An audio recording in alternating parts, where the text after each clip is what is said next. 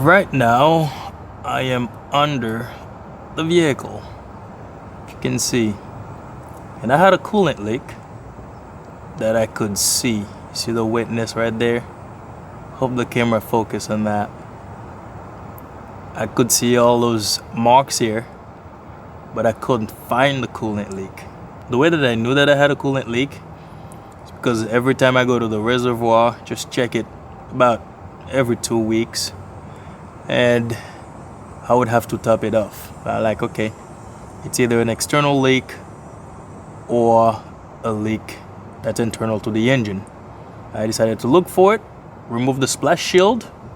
Splash shield is not on in there because the splash shield will hide that. And I found this, and I could tell that it was leaking. When I go on top, couldn't find the leak. Let's go on top. I'm gonna show you what I'm talking about. Okay, now I'm on top, and anybody familiar with this setup, this B48 engine, 2019 4 Series 430i, they know if you have a coolant leak, especially in this area, when you remove the intake manifold, which is off right now, you have this junction here at the block. That could be your issue, right? The coolant leak might be either there or at the housing for the oil filter, the engine oil filter housing. Nope, neither of these are leaking, and I had to remove the water pump. The water pump is mounted on a bracket. Look at this stuff. So this is the water pump right here. The front side is actually the water pump, just that front side right here, but it's mounted on a bracket to the side of the engine. And this is where, let me see if I have one hand to do this, and this is where my leak was, on the side of this engine. It was a pain in the butt to find this because I had to remove all kinds of crap. I had to remove the alternator. The alternator is mounted on top of this.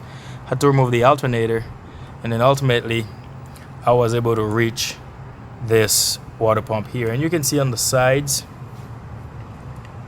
you could see the coolant, that blue, it was all dried up, and I could see the coolant leak right there. Once I remove this bracket that the coolant pump is mounted on, you can see all on the side right here, all the coolant, that's all dried up.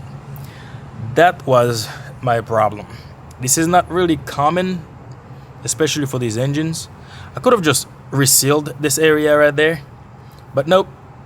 I decided to get a whole bracket. This bracket, you can't just get it by itself, or you can't, because this seal right here is just like, it's more like a gasket maker. It's not really a gasket or a seal.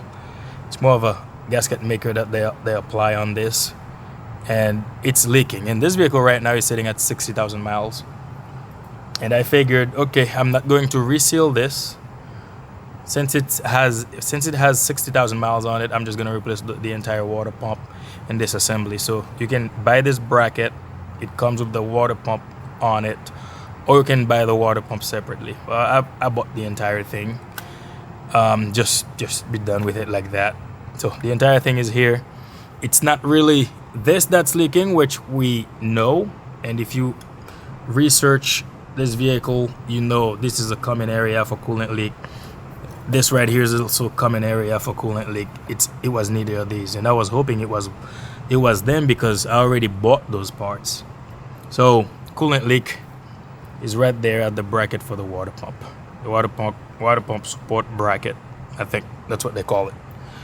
So if you're getting a coolant leak, a mysterious coolant leak in one of those engines, B48, that could be your issue if none of these are leaking.